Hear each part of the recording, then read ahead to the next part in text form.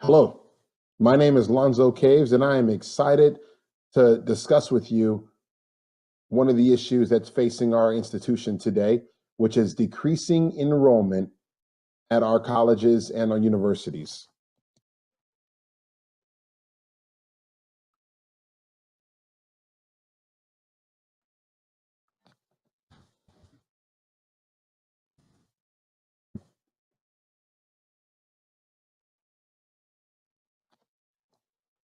Hello, my name is Lonzo Caves, and I am excited to have the opportunity to present to you my presentation about decreasing enrollment at our university.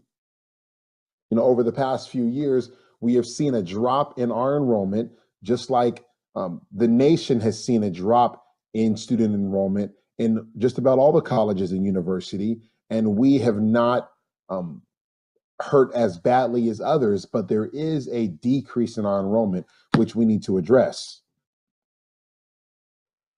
This presentation is going to investigate the following topics: the current college enrollment trends that's across the country, and also what's going on here, reasons associated with the drop in our enrollment, and the actions that we should take to reverse the trend of decreased enrollment. The question that we really need to answer for ourselves is, why are students not going to college? And more importantly, why are they deciding not to come to our college? Are they weighing that work versus college weight? Are they deciding, college is not as worth it anymore because it's so expensive? Or am I getting a really good job out of high school so I don't need to go to college? We need to identify what those reasons are. US college enrollment drops and where the declines are since 2010. There were over 812,000 fewer students in college overall. If our numbers were that high, we would not be having this discussion. But nationwide, that's a big number. There were 466,000 fewer students at for-profit college, and there were over 820,000 fewer students at community colleges. So you've got this huge number of students not going to for-profit colleges, which we are, and you've got an even larger number not going to the two-year colleges, which are a lot less expensive. This source is the National Center of Educational Statistics. But where's the decrease exactly? Well, this table that's presented by the National Student Clearinghouse Research Center, it says estimated national enrollment by sector and intensity level, which is, Title V degree granting or Title IX degree granting institutions. Across all sectors, you're able to see about a 1.5% change from year to year. Okay, that's from 14 to 15 to 16. But you do see highlighted in green, the 4-year public has not decreased, stayed relatively the same, but they had really about a 1% increase, 0.2% from 2015 to 2016. But then when you start looking at the 4-year private nonprofit and the 4-year for-profit institutions, you start seeing some decreases. The private nonprofit has not been a huge decrease. They were 1.5% increase in 2014. You had a 0.5% increase in 2015, but then they saw their first real decrease in the fall of 16, which is a 0.5%. However, the part-time students, they've actually seen a decrease of 3.1% from 2014 to 2015, and a slight, smaller decrease. But once you get to the for-profit, which is where we start seeing the impact at our college, at our institution, is you have a negative or a 4.9% decrease in the fall of 2014, a 15% decrease from full-time, and a 9% decrease for part-time for the 2015 year, and even more, a 17.5 for full-time and an 8.5% decrease for the fall of 2016. That tells me there are warning lights going off everywhere, because we have felt some of those same numbers at our school, and we've got to find out how this is happening, what we can do to stop it, and what changes we need to make to bring kids into our college, into our institution. So the question is, why is college enrollment decreasing?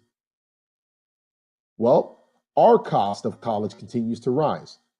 You got our professors that need to make more money, our resources, we are integrating more technology. So our costs continue to rise. We're building our infrastructure, we're adding new buildings, we're upgrading our food capacities, we're upgrading the dorms, all things that require more money. So the student cost rises.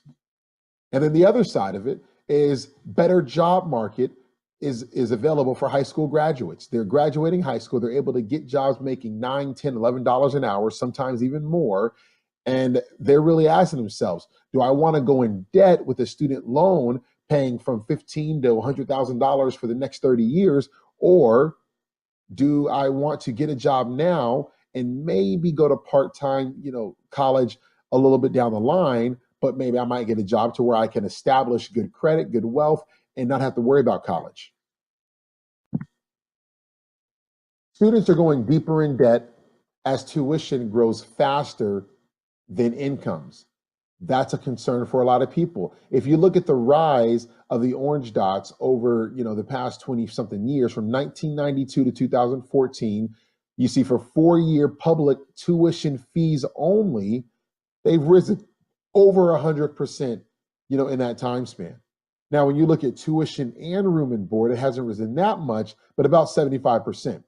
When you look at the 2-year tuition and fees, you're looking at a slight increase of about 52 to 55%. And then once you get to your private, we've had a steady increase in tuition really since 1992. It's constantly gone up, but that does put a strain on families. Now we consider what students and families borrow to make up the difference, because they try to make their payments, they try to pay. However, they do have to subsidize with their own tuition or with their own student loans if they can't afford it. But you can look at the bottom graph and you see where the students are getting their loans subsidized from. You got the federal loans, the unsubsidized and the subsidized. You got the Parent Plus, the Grad Plus, the Perkins and other federal loans, and then the non-federal loans. And those private loans, those are the ones that really get you, the private loans, because they don't really allow you to consolidate. And that makes it difficult for some of these families. Attending our university and what we want to build for our university, we've got to ask who is not actually going to college anymore, or what students are starting to not come. But when we look at the high income students, they've seen the lowest percentage drop since 2008, which is 81.9 to 78.5%. Those are the students that have decided to they peaked right there in 2008, 2009. However, since 2013, they have started to kind of fall off. Now, when you look at the low income students, they've seen the significant drop since 2008. You're looking at really 55.9% drop to 45.5%. And when we talk about who is who here, the recent high school completers refers to individuals ages 16 to 24 who graduate from high school or completed a GED test during the calendar year. Low income refers to the bottom 20% of all family incomes. High income refers to the top 20% of all incomes, and the middle income refers to the 60% in between. Notice that middle income section really hasn't seen as large of a change as the low income and the high income, but they have seen some change. Okay, here's some resolutions to the decreasing enrollment. All right, for our school. One, we've got to identify our students with high satisfaction scores. That comes down to us, offering surveys to the students to find out what are they satisfied with. And so we've got to find out, are they satisfied with the colleges or the classes we have to offer? Are they satisfied with our professors that we have teaching the courses? Are they satisfied with our curriculum? But they've also got to be satisfied with their earning potential after they graduate from our university. They've got to be satisfied with the food, with our dorms. We've got to analyze all of those areas that really we feel like we do well as the areas that we're not doing well. Find the highest scoring areas, and then identify the majors and the disciplines that these students represent. By identifying these majors and disciplines, we're able to see what the stronger students or what the satisfied students are looking into. For example, you get students that might really enjoy our business program. You might get students that really enjoy our STEM program, the science and technology and engineering fields. You get students that really enjoy our nursing program. Those are the students that we need to start attracting and recruiting a lot heavier, but then not just recruiting those particular students, but finding the areas they're coming from. So based on the data that we have, we start to look for the key regional markets where these students can come from that will succeed and be satisfied. So, for example, those areas might be Houston because in that area they really have a strong STEM program in their public and private schools. We might look at California, Southern California to be specific, because they may really have a strong nursing, emphasis in their high schools in that particular area where a lot of kids go into nursing. We might look at Chicago because that's an area where business is the focus in the high schools and the kids want to become business leaders. So those would be three key areas that we may not have really advertised in previously, but we need to up our advertisement there. And that is going to assist us in bringing those students into our school. Host high school counselors in the selected markets for fly-ins. This is another thing that I believe would help, because now if we bring the counselors into the school, then they are going to be our advocates once they go back to their schools. The high school students are really, create or develop bonds and relationships with their counselors. And if the counselors are promoting our university, our college, then those kids are going to want to come here. So we bring their counselors in, we fly them in, we put them up for the evening or 2 nights, and we take them all around our campus. We let them interview our professors, we let them interview students, we let them interview our guidance counselors, and let them buy into what we are doing. And lastly, we want to increase the advertisement in the key regional markets to expand university recognition. Okay, how do we do that? We take that San Francisco or that Southern California focus. We take the Texas, Houston. We take Chicago, and we go into the movie theaters. We go into the high schools. We go onto the billboards, and we advertise. During the previews.